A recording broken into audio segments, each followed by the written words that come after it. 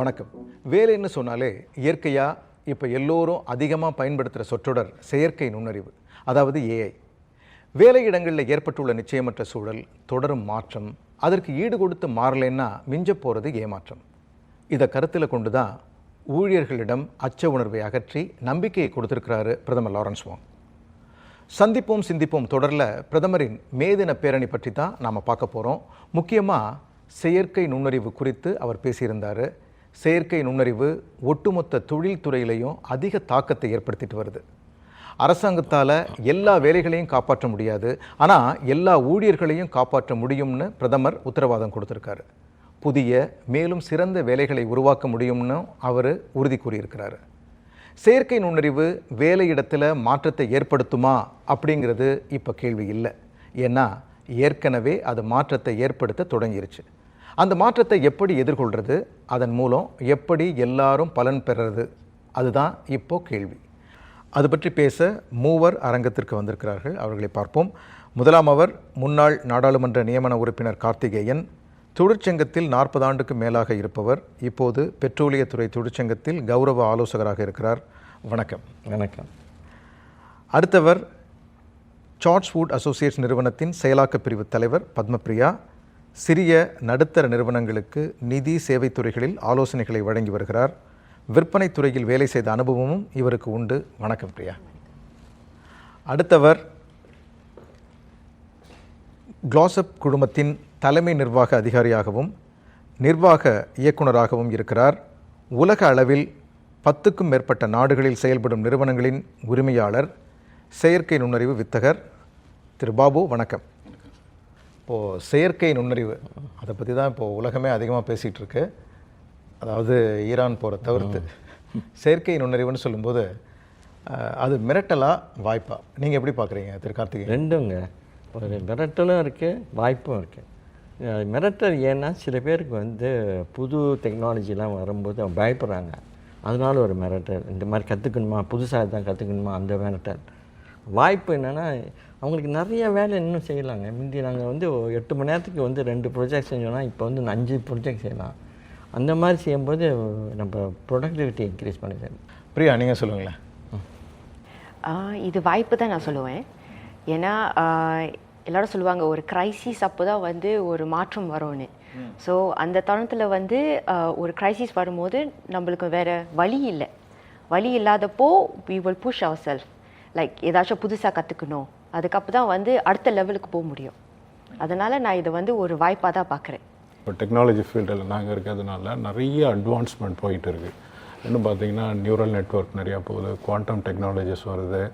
ஒரு 10,000 ஆண்டுகளில் பண்ண வேண்டிய டெஸ்ட்டை 10 நிமிஷத்தில் பண்ணக்கூடிய அளவுக்கு தொழில்நுட்பம் நம்மகிட்ட வளர்ந்துக்கிட்டு இருக்குது. கண்டிப்பாக. இப்போது இந்த ஏஐ தொழில்நுட்பத்தை பயன்படுத்துறதுனால திறனை மேம்படுத்திக்கலாம், அந்த திறனை மேம்படுத்துறதுனால சம்பளம் கூடும் அப்படிங்கிற ஒரு எண்ணம் ஊழியர்களுக்கு இருக்கும். இப்போ தொழிற்சங்கம் அதை எப்படி உறுதிப்படுத்துவீங்க? தொழிற்சங்க வேலையே சம்பளம் பண்ணது தான், அதோட பல உயர்வும் பண்ணுவோம். முக்கியமாக இப்போ அரசாங்கம் முத்தமிழ் சங்கத்துலலாம் நாங்கள் என்ன செஞ்சோன்னா சிடிசின்னு ஒன்று ஆரம்பித்தாங்க அரசாங்கம். அந்த கம்பெனி ட்ரைனிங் கமிட்டி, கம்பெனிக்கு பவரை கொடுத்து ட்ரைனிங் கமிட்டி அவங்க ஆரம்பிக்கணும். ஆனால் தொழில்நுட்பம் அதை தொழிற்சங்கம்லாம் இவங்க சரியாக செய்கிறாங்களா, என்ன காசு வாங்கிட்டு எந்த ப்ரொஜெக்ட் செய்கிறாங்க, எப்படி நம்மளுக்கு ஒரு ஆதரவாக இருக்கும் அப்படின்னு பார்க்குறோம். இப்போலாம் பார்த்தீங்கன்னா சிம்பிள் இது என்னென்னா, ஒரு லிஃப்ட்டு காட்டினா நாங்கள் டேங்க்கில் ஏற வேணாம். என்னென்னா டேங்க்கில் ஏறி இறங்கிறதுக்கு மேக்ஸிமம் 2 இல்லை 3 டேங்க் தான் ஏற முடியும். இப்போ நாங்கள் டேங்க் ஏறவே வேண்டியதில்லை. அந்த ரீடிங் ட்ரோனில் படிச்சுட்டு போயிடுவோம். ட்ரோன் எடுத்துகிட்டு போய் அந்த டேங்கில் என்ன நடக்குதுன்னு பார்த்துட்டு வந்துடுவோம். அதனால் ஒரு 10 டேங்கு நாங்கள் செய்வோம். ஸோ அந்த மாதிரி பெட்ரோலியம் இண்டஸ்ட்ரியிலலாம் தொழில்நுட்பம் ரொம்ப அதிகமானாலும் வாய்ப்பும் நிறையா. சரி, இப்போ நீங்கள் இந்த சிடிசின்னு சொன்னீங்க, அதாவது கம்பெனி ட்ரைனிங் கமிட்டிஸ், அதாவது நிறுவன பயிற்சி குழுக்கள். இந்த குழுக்களை அமைக்கிறதுல உங்களுக்கு ஏதாச்சும் சவால்கள் இருக்கா பாபு? இல்லை, அரசாங்கம் இப்போ புதிய கொள்கைகள்லாம் கொடுத்துருக்காங்க. ப்ளஸ் என்டியூசி யூனியன் மாதிரி அவங்க சில வாய்ப்புகள் எல்லாம் உருவாக்கியிருக்காங்க. பட் என்னென்னா தொழிலாளர்கள் இப்போ நாங்கள் நிறையா கம்பெனிஸ்க்கு கன்சல்டிங் பண்ணுறோம். ஒரு ஸ்பெசிஃபிக் இண்டஸ்ட்ரி இல்லாமல் நிறைய இண்டஸ்ட்ரிகள் பண்ணுறோம். அங்கே இருக்கிற தொழிலாளர்கள் வந்து இந்த தொழில்நுட்பத்தை புரிஞ்சுக்கிட்டு எவ்வளோ ப்ரொடக்டிவிட்டி இம்ப்ரூவ் பண்ண முடியும் அப்படின்றத they have to come up with the list. அதை வந்து இவங்ககிட்ட தொழிற்சங்கத்திட்ட கொடுத்தாங்கன்னா அதுக்கு என்னென்ன மாதிரி உதவிகள் வேணுன்றதை அரசாங்கத்திலேருந்து பெற்று அவங்க வாங்கி தர முடியும். சரி, இப்போ இந்த உற்பத்தி திறனை மேம்படுத்தணும், அதே நேரத்தில் அதுக்கு முதலீடும் அவசியம். இப்போ செயற்கை நுண்ணறிவை நீங்கள் நடைமுறைப்படுத்தணும்னா இது ரெண்டும் ரொம்ப முக்கியம். இது எப்படி நீங்கள் ஒரு பேலன்ஸ் பண்ணுறீங்க? அதாவது இது ரெண்டுக்கும் எப்படி ஒரு நடுநிலையை கண்டு அதை கையாளுறீங்க? ஓகே, 2 விஷயம் கம்பெனிஸ் வந்து ப்ராஃபிட்டபிலிட்டி இன்க்ரீஸ் பண்ணணும் அப்படின்னு பார்த்தா, ஒன்று வந்து இன்வெஸ்ட்மெண்ட் கொண்டு வந்து இந்த மாதிரி புது தொழில்நுட்பத்தை அடாப்ட் பண்ணி காஸ்ட்டை மினிமைஸ் பண்ணணும். இன்னொன்று வந்து அதோட சைக்கிள் டைமை ரெடியூஸ் பண்ணி காஸ்ட்டை மினிமைஸ் பண்ணணும். இன்னொன்று அதனோட செலவுகளை குறைக்கணும். இப்போ இருக்கிற நிறையா தொழில்நுட்பம் பார்த்திங்கன்னா செலவுகளை குறைக்கிற அளவுக்கு, அதாவது வந்து ஒரு 10 மணி நேரம் பண்ணக்கூடிய ஒரு வேலையை வந்து 10 நிமிஷத்தில் பண்ணக்கூடிய அளவுக்கு இருக்குது. ஸோ இப்போ பார்த்திங்கன்னா ஒரு 24 மணி நேரத்தில் ஒரு 10,000 பொருட்களை நம்மளால் உருவாக்க பண்ண முடிஞ்சதுன்னா அதே 24 மணி நேரத்தில் இப்போ இருக்கிற தொழில்நுட்பத்தை யூஸ் பண்ணால் நம்மளால் இரட்டிப்பாக பண்ண முடியும். ஸோ அதே நேரம் அதே மக்கள் வச்சு நம்மளால் டபுளாக கொண்டு வர முடியும்னா we will get increase our productivity. சரி, இப்போ இந்த உற்பத்தி திறனை மேம்படுத்துறதுனா நிறைய புதிய திறன்களை கற்றுக்கணும். அதுவும் முக்கியமாக அந்த ஏஐன்னு சொல்லக்கூடிய செயற்கை நுண்ணறிவை பற்றி. இப்போ பிரியா, நீங்கள் சொல்லுங்களேன், ஒரு ஊழியராக நீங்கள் ஒரு செயலாக்க பிரிவுக்கு தலைவராகவும் இருக்கீங்க, அதே நேரத்தில் ஒரு நிறுவனத்தின் ஊழியரும் கூட. இந்த செயற்கை நுண்ணறிவில் வர்ற முன்னேற்றங்கள், புதிய புதிய மாற்றங்கள், இதை எப்படி ஒரு ஊழியராக நீங்கள் கைகொள்கிறீங்க, ஒரு கையாளுறீங்க? இனிஷியலி வந்து கொஞ்சம் பயமாக தான் இருந்துச்சு.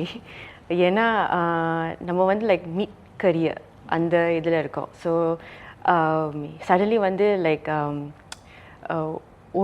ஒரு ஜாப் பண்ணுற இதில் வந்து என்னோடய பாஸ் வந்து 10 ஜாப் கொடுத்தாருன்னா, ஆனால் அதே டைமில் உங்களுக்கு வேலை நடக்கணும். ஸோ அந்த மாதிரி தருணத்தில் வந்து ஏஐ தான் நம்ம நடணும். ஸோ இதில் வந்து எப்படி நம்ம ட்ரைனிங் எடுத்துக்கலாம்? ஸோ ட்ரைனிங்னால் வந்து நம்ம காஸ் எடுத்துக்கலாம், காஸ் எடுத்து நம்மளை மேம்படுத்திக்கலாம், அது ஒரு வகை இருக்குது. ஆனால் சீக்கிரமாக வந்து லைக் எக்ஸாம்பிள் நம்ம வந்து அக்கௌண்ட்ஸில் இருக்கோம். ஸோ அக்கௌண்ட்ஸில் இருக்கும்போது லைக் ஒரு 0 பிளாட்ஃபார்மை நம்ம எடுத்துக்கிட்டோன்னா அதில் வந்து ஏஐ டூல்ஸும் வந்திருக்கு. அதுலேயே அந்த பிளாட்ஃபார்ம் யூஸ் பண்ணுறதுக்கே இன்னும் எவ்வளோ சீக்கிரமாக நம்ம வந்து ரீகான்சிலேஷன் பண்ண முடியும். அந்த சில ஜாப் லைக் ஒரு புக் கீப்பிங் வந்து ரீகான்சிலேட் பண்ணுறதுக்கு வந்து ஒரு 1 வீக் எடுக்கும், ஒரு மாதத்தோடு எடுத்தோம்னா. ஆனால் அந்த இது வந்து இட் ஆட்டோமேட்ஸ் ஃபார் அஸ். ஆட்டோமேட் பண்ண அதை யூஸ் பண்ணுறதுக்கு நம்ம ஒரு ட்ரைனிங் எடுக்கணும். அதுதான் வந்து 0 வந்து நம்மளுக்கு வந்து ஸ்பெஷலாக வேறு பண்ணுறாங்க. ஸோ அந்த ட்ரைனிங்லாம் வந்து நானும் எடுத்துக்கிறேன், என்னோட மற்ற அக்கௌண்டிங் பீப்புள் எல்லோரும் நம்ம வந்து என்கரேஜ் பண்ணுறோம். அது எடுக்கணும். அது எடுத்தால் சீக்கிரமாக அவங்க சொன்ன மாதிரி 10 மணி நேரம் வேலையை வந்து 10 நிமிஷத்தில் முடிச்சிடலாம். அண்ட் அதை நம்ம என்ன பண்ணோம்னா அதை சும்மா டபுள் செக் பண்ணோம். அதுக்கு நம்மளுக்கு வந்து ஒரு அரை நாள் போதும் அதை செக் பண்ணிவிட்டு கிளைண்ட்ஸ் கிட்ட கொடுக்கறதுக்கு. ஸோ இந்த மாதிரி வகையில் வந்து நான் வந்து என்னோட ப்ரீவியஸ் ஜாப்பில் வந்து நான் ஆக்சுவலி மார்க்கெட்டிங்லேருந்து அக்கௌண்ட்ஸ் வர்றதுக்கு வந்து like it's a very big transition for me. ஆனால் நான் இதை எப்படி பண்ணேன்னா ஏஐ மூலமாக தான். ஒரு 3 வருஷமாக பட்டாயமாக ஏஐ என்னால் முடிஞ்ச அளவுக்கு அந்த ஏஐ டூல்ஸை யூஸ் பண்ணி அக்கௌண்டிங்ஸ் எப்படி ஆப்ரேட் பண்ணுறாங்கன்னு கற்றுக்கிட்டேன். அதை அப்புறம் தான் வந்து போன வருஷம் ஃபெப்ரவரி தான் வந்து ஐ டுக் ஓவர். ஸோ ஒரு டிசைனராக வந்து நான் இந்த துறையிலுக்கு வர முடிஞ்சால் மற்றவங்களாலும் முடியும். ஸோ நம்மளுக்கும் அந்த ஆர்வம் இருக்கணும். சரி, உங்கள் நிறுவனத்தில் நீங்கள் இந்த செயற்கை நுண்ணறிவு தொழில்நுட்பத்தை எப்படி நடைமுறைப்படுத்துறீங்க? ஊழியர்களுக்கு என்ன மாதிரியான பயிற்சிகளாக போகணும் அப்படின்னு அவங்கள்ட்ட சொல்கிறீங்க? நாங்கள் வந்து 2016 ஃபஸ்ட்டு எங்களுக்கு தெரிஞ்சு சிங்கப்பூரில் ஒரு பெரிய நிறுவனங்கள் அவங்களுக்கு வந்து எங்களை கால் பண்ணாங்க. கன்சல்டிங் கம்பெனியாக இருக்கிறதுனால அவங்களுக்கு வந்து இந்த லாஜிஸ்டிக் சைடில் இருக்கிறதெல்லாம் என்டர்பிரைஸ் லெவலில் ஆட்டோமேட் பண்ணணும் அப்படின்னு சொல்லிட்டு அது எங்களுக்கு ரொம்ப சேலஞ்சாக இருந்தது. ஏன்னா இப்போ தான் இந்த 2-3 வருடங்களாக தான் இந்த ஏஐன்ற வேர்டு தெரியும். ஆனால் 2016-17 அதை பற்றி யாருக்கும் ரொம்ப ரொம்ப பாப்புலராக இல்லை. அப்போ எங்களுடைய ஸ்டாஃபை கூப்பிட்டு எல்லாரையும் 10 பேர் எடுத்து நீங்கள் எல்லோரும் இதை பற்றி எக்ஸ்ப்ளோர் பண்ணுங்கள். So future is going to be like this அப்படின்னு சொல்லி அவங்க வந்து அவங்கள மேம்படுத்தி அப்புறம் இப்படி ஒரு பிளாட்ஃபார்ம் இருக்குது, இது மூலயமா நம்ம பண்ணால் இந்த மாதிரி ஏஜென்டிக் ஏஐ பண்ணலாம், இந்த மாதிரி என்டர்பிரைஸ் லெவலில் ஆட்டோமேஷன் பண்ணால் காஸ்ட்டை மினிமைஸ் பண்ணுறதுக்கான ப்ரொடக்டிவிட்டி இம்ப்ரூவ்மெண்ட் இருக்குது அப்படின்னு சொல்லி கற்றுக்கிட்டாங்க அவங்க. இன்ஃபேக்ட் ஒரு 6 மாதம் அந்த அந்த கற்றுக்கிட்டதுக்கப்புறம் ஒரு கிட்டத்தட்ட ஒரு 20-30 ப்ராஜெக்ட் அவங்கள வச்சு எங்களால் பண்ண முடிஞ்சது. ஸோ அவங்களும் அவங்கள அப்ஸ்கில் பண்ணிக்கிட்டாங்க. இன்றைக்கி கரண்ட்டில் என்ன மார்க்கெட்டில் இருக்கோ அதுக்கு தகுந்த அளவுக்கு அவங்க மார்க்கெட் வேல்யூக்கு வந்தாச்சு. சரி, இப்போ நீங்கள் சொல்லுங்கள். இப்போ உங்களுடைய நிறுவனத்துலேயும் நிறைய ஊழியர்கள் இருப்பாங்க. அந்த ஊழியர்களுக்கு எப்படி பயிற்சி கொடுக்குறீங்க? அவங்கள இந்த புதிய திறன்களை கற்றுக்கொள்ள வைக்கிறதுல உங்களுக்கு இருந்த சவால்கள் என்ன? இன்னும் சவாலாக தான் இருக்குது. ஸோ என்னோட பார்வையில் வந்து நான் எல்லாருக்கிட்டையும் உட்காந்து பேசுவேன். சரி, உங்களுக்கு வந்து என்னென்ன பிரச்சனை இருக்குது, என்னென்ன வந்து கான்சர்ன்ஸ் இருக்குது, எது வந்து உங்களுக்கு அதிகமான நேரம் எடுக்குது, அதை எல்லாத்தையும் நம்ம வந்து லிஸ்ட் டவுன் பண்ணிப்போம். லிஸ்ட் டவுன் பண்ணிவிட்டு ஓகே இதை இப்படி நம்ம வந்து ஆட்டோமேட் பண்ணலாம், இதை வந்து நம்ம வந்து சீக்கிரமாக பண்ண முடியுமா ஒரு ஏஐ டூல்னால. ஸோ அதெல்லாம் வந்து நான் உட்காந்து அவங்களுக்கு நான் வந்து உரையாடி அவங்களுக்கு வந்து லைக் உற்சாகம் கொடுப்பேன். ஓகே நீங்கள் போய் இதை கற்றுக்கிட்டு வந்து இது வந்து சீக்கிரமாக பண்ணும்போது உங்களுக்கு நான் பாஸ் கிட்ட பேசி நான் உங்களுக்கு அதிகமாக நான் சம்பளம் தரேன். பிகாஸ் இதை வந்து சீக்கிரமாக செஞ்சால் நம்மளுக்கு வந்து நம்ம துறையில் வந்து சீக்கிரமாக வேலை செஞ்சால் நிறைய கிளைண்ட்ஸ் எடுத்துக்கலாம். ஸோ நிறைய கிளைண்ட்ஸ் எடுக்கும்போது நம்மளுக்கு நிறைய ப்ராஃபிட் கிடைக்கும். ஜென்ரலாக பார்த்தீங்கன்னா 0லேருந்து 10. ஸோ இந்த 0ன்றது வந்து அடிப்படையான ஒரு data entry job, call centre அந்த மாதிரி. அடுத்தது 2nd 3 4 அந்த மாதிரின்னு வச்சுங்க. 10ன்றது வந்து highest level of neuro technologies, thinker, creator அந்த மாதிரி. ஸோ இப்போ என்ன ஆகுதுன்னா இந்த ஏஐ வந்து அடிமட்டத்தில் 0 1 2 3 இந்த ஏரியாவில் இருக்கிறவங்களோட வேலைகளை, அதாவது we call it as a routine process, ரொம்ப திங்கிங் இல்லாமல் ஜென்ரலாக இருக்கிற வேலைகள் எல்லாம் இந்த மாதிரி தொழில்நுட்பம் வந்து அடிப்படையில் இருக்கிறத வந்து அதுவும் ஆட்டோமேட் பண்ணிடுது. ஸோ அப்போ நம்ம தொழிலாளர்களாக இருக்க நம்ம என்ன பண்ணணும், 3லேருந்து 4க்கு மாறணும், 4லேருந்து 5க்கு மாறணும். அதுக்காக தான் அரசாங்கம் வந்து இப்போ இந்த உதவியெல்லாம் பண்ணுறாங்க. யூனியன் மூலயமா வந்து அப்ஸ்கில்லிங் பண்ணிங்க அப்படின்னு சொல்லிட்டு. அப்போ நம்ம எவ்வளோ உயரம் மேலே போகிறோமோ நம்மளுடைய ஜாப் வந்து செக்யூர்ட் ஆகிடும். இதை தான் அவங்க எல்லாரையும் ஆட்டோமேட் பண்ணணும் அப்படின்னு சொல்கிறது. ஏன்னா கீழ் லெவலில் தான் 70% ஆஃப் அந்த பேண்ட்வித்தில் தான் சாதாரண டேட்டா என்ட்ரி பீப்புளாக 70% பீப்புள் ஒர்க் பண்ணிகிட்டு இருக்காங்க. அவங்கள தான் இந்த டெக்னாலஜி வந்து மேக்ஸிமம் இம்பேக்ட் பண்ண போகுது. ஸோ அவங்க குயிக்காக அப்கிரேட் பண்ணிக்கிட்டாங்க, அப்ஸ்கேல் பண்ணிட்டாங்கன்னா அவங்க சேவ் பண்ணிக்கலாம். நிச்சயமாக. இப்போ வேலைகள் சொல்லுங்கள். இப்போ ரெஸ்டாரண்ட்லாம் பார்த்தீங்கன்னா இப்போ ரோபோட் வந்து சர்வ் பண்ணுது. நிச்சயமாக அது வந்து ஏன்னா அவங்களுக்கு ஆள் கிடைக்க மாட்டேங்குது. சர்வ் பண்ணதுக்கு வந்து ஒரு ஆள் கிடைக்கல. அது தரமட்டமான 0 இல்லை 2ல் இருக்கிற வேலை. இந்த வேலையை வந்து யாருமே செய்ய மாட்டேங்கிறாங்க, குறைஞ்ச சம்பளம். அதனால இப்போ ரோபோட் செய்கிறாங்க. நம்ம வந்து இதுக்கு மேலே எப்படி ரோபோட்டை கண்ட்ரோல் பண்ணி அந்த சாப்பாடு போய் டேபிளுக்கு அனுப்புது, அந்த வேலையை நம்ம செய்கிறதுனால நம்மளுக்கு சம்பளம் கூட வரும். அவங்க சொன்ன மாதிரி, பிரியா சொன்ன மாதிரி, இவங்க வந்து யூனியன் வேலையை செய்கிறாங்க, தொழிற்சங்க வேலையை செஞ்சுட்டாங்க.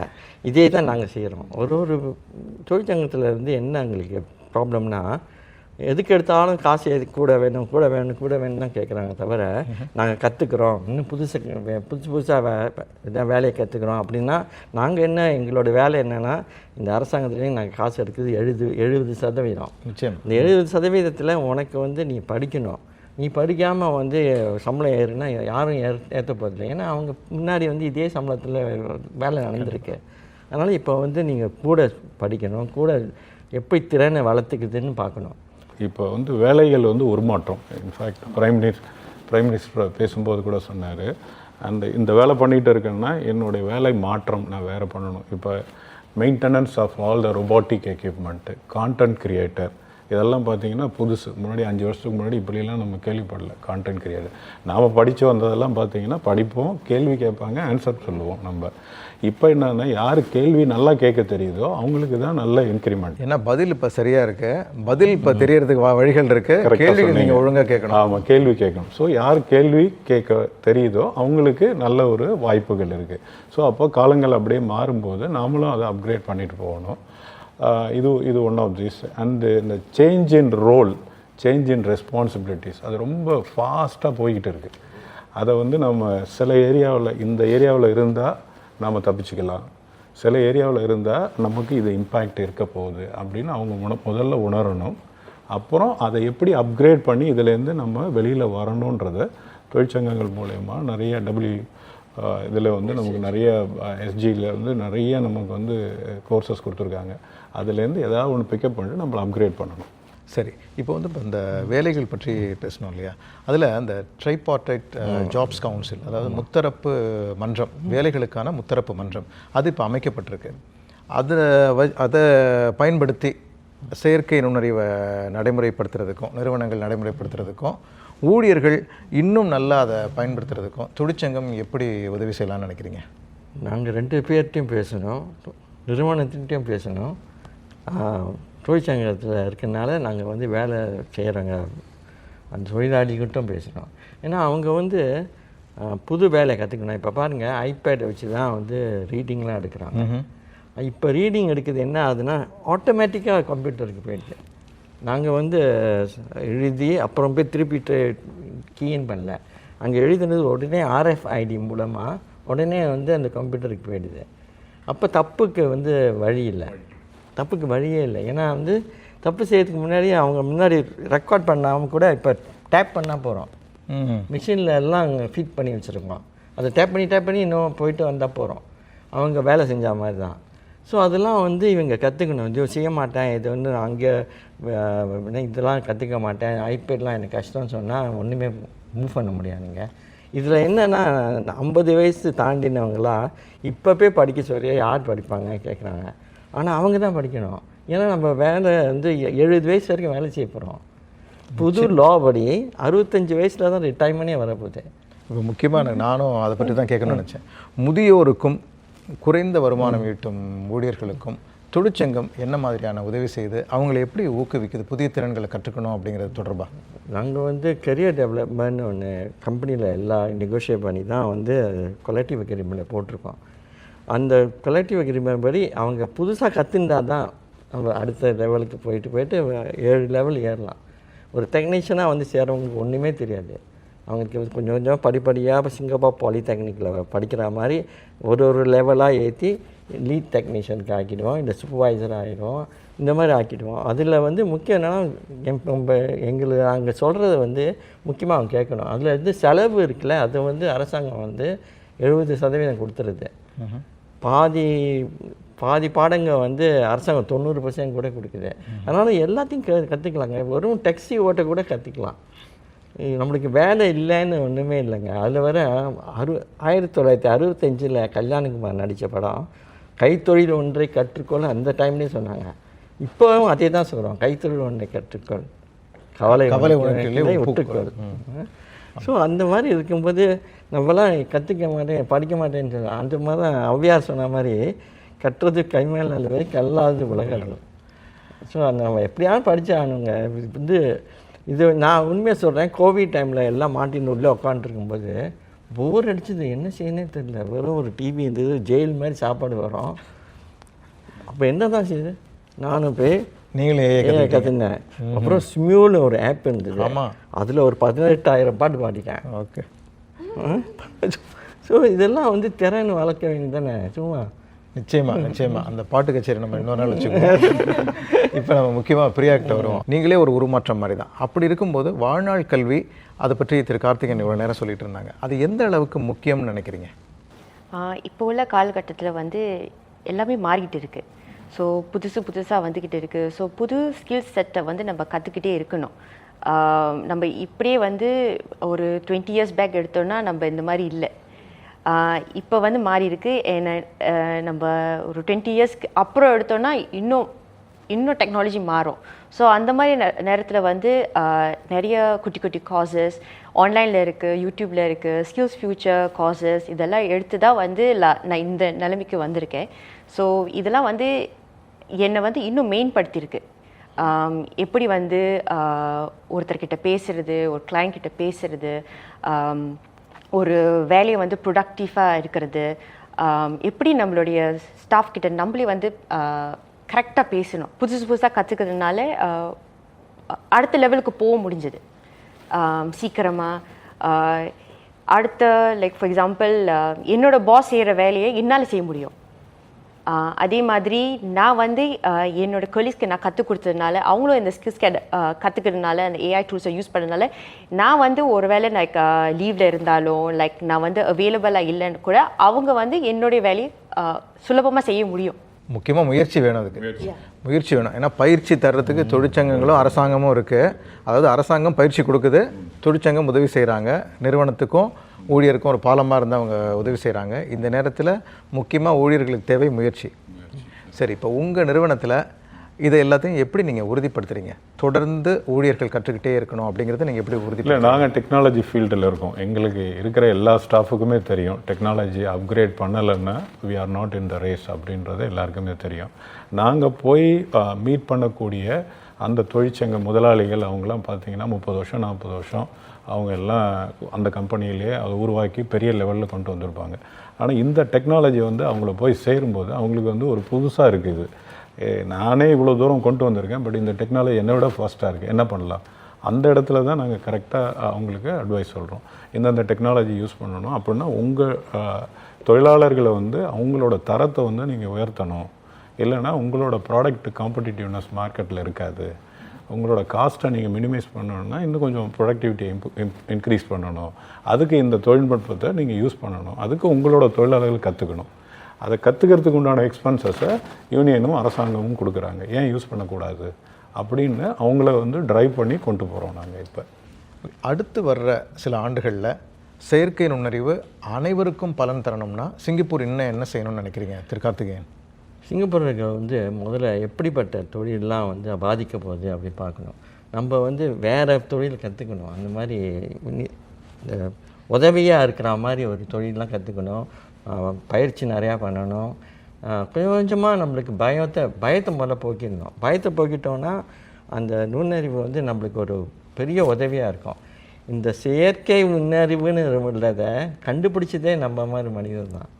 அந்த மனிதன் கண்டுபிடிச்சவங்க இதெல்லாம் வந்து பயத்துக்காக கண்டுபிடிக்கல, நம்பிக்கையாக பாடங்கள் கற்றுண்டு வந்தால் நம்ம வந்து முன்னேறணும். சரி, நீங்கள் என்ன நினைக்கிறீங்க? பிரியா சொல்லுங்களேன். காசஸ் எடுத்துக்கணும். ஸோ அந்த காசஸ் எடுக்கிறதுக்கு இந்த மாதிரி எம்ப்ளாயீஸ் எடுத்துக்கிட்டிங்கன்னா நம்மளுக்கு சப்சிடிஸ் தேவைப்படுது.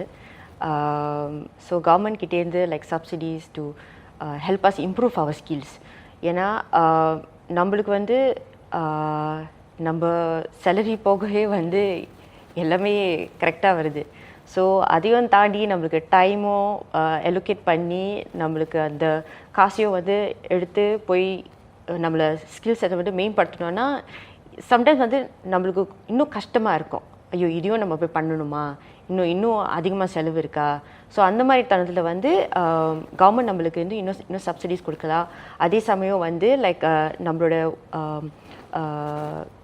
கம்பெனிஸ் ஆல்சோ லைக் நம்மளுக்கு வந்து ஹெல்ப் பண்ணலாம். ஓகே, மேபி ஒரு 20% ப்ராஃபிட் எடுத்து யாரெல்லாம் வந்து அவங்க செல்ஃபை அப்கிரேட் பண்ண போகிறாங்களோ நம்ம வந்து ஒரு லிஸ்ட் மாதிரி பண்ணிக்கலாம். இல்லை, இப்போ இந்த சூழ்நிலையில் என்னன்னு பார்த்தீங்கன்னா ஸ்கில் பேஸ்டு ஜாப் அந்த மாதிரி மாறிடுச்சு. இப்போ அகாடமி நம்ம எஜுகேஷன் செக்டர்லலாம் நம்ம வந்து குவாலிஃபிகேஷன் பேஸ்டு எடுக்கிறது மாறி ஸ்கில் பேஸ்டு அந்த மாதிரி உங்களுக்கு இந்த ஸ்கில் இருந்தால் நாங்கள் வேலை தரோம் அந்த மாதிரி உருமாறுகிறது. அப்போ கம்பெனிஸ்லாம் என்ன பண்ணணுன்னா அந்த மாதிரி ஸ்கில் செட் இருக்கிறது காலேஜிலேருந்தே அவங்களோட கரிக்குலத்தை கொஞ்சம் ஃபைன் டியூன் பண்ணி அவங்கள அதுக்கு க்ரூம் பண்ணி கொடுத்தாங்கன்னா டைரெக்டாக அவங்க வந்து என்ன பயன்பாட்டுக்கும் இதுக்கும் அவங்க வந்து அந்த கேப்பை வந்து நேரோ டவுன் பண்ணிடலாம். ஸோ காய்கறியை வேக வச்சே கொடுக்கணுங்கிறீங்க? ஆமாம், வேறு வழி இல்லை. இவ்வளவு நேரம் வந்து அரங்கத்திற்கு வந்து பல நல்ல கருத்துக்களை பகிர்ந்துக்கிட்டீங்க. உங்கள் 3 பேருக்கும் நன்றி. நன்றி. நாம் இருப்பது சிக்கலான காலகட்டம். செயற்கை நுண்ணறிவு தொழில்நுட்பத்தால் எதிர்காலம் சவால் மிக்கதாக இருக்கும். ஆனால் அதே நேரத்தில் ஏராளமான அனுகூலங்களும் இருக்கும். ஏற்றுக்கொள்ள வேண்டுமா வேண்டாமா அப்படிங்கிற கேள்விக்கே இடம் இல்லை. ஊழியராக இருந்தாலும் நிறுவனமாக இருந்தாலும் தொழிற்சங்கமாக இருந்தாலும் குட்டைய மாதிரி தேங்கி கிடக்க முடியாது. நதி போல் ஓடிக்கிட்டே இருக்கணும். தொடர்ந்து புதிய திறன்களை கற்றுக்கணும். முத்தரப்பும் கூட்டாக சேர்ந்து முன்னேறணும். சிங்கப்பூரர்களுக்கு தயக்கமோ அச்சமோ தேவையில்லை. செயற்கை நுண்ணறிவை பயன்படுத்த ஊழியர்களுக்கு தேவையான ஆதரவையும் உதவியையும் அரசாங்கம் தரும்னு பிரதமர் சொல்லியிருக்கிறாரு. வழிகள் இருக்குது, வளங்கள் இருக்குது, ஏராளமான வாய்ப்புகளும் இருக்குது. அவற்றையெல்லாம் பயன்படுத்திக்கிறது நம்ம கைகளில் தான் இருக்குது. சிந்திப்போம். மீண்டும் இன்னொரு நிகழ்ச்சியில் சந்திப்போம். வணக்கம்.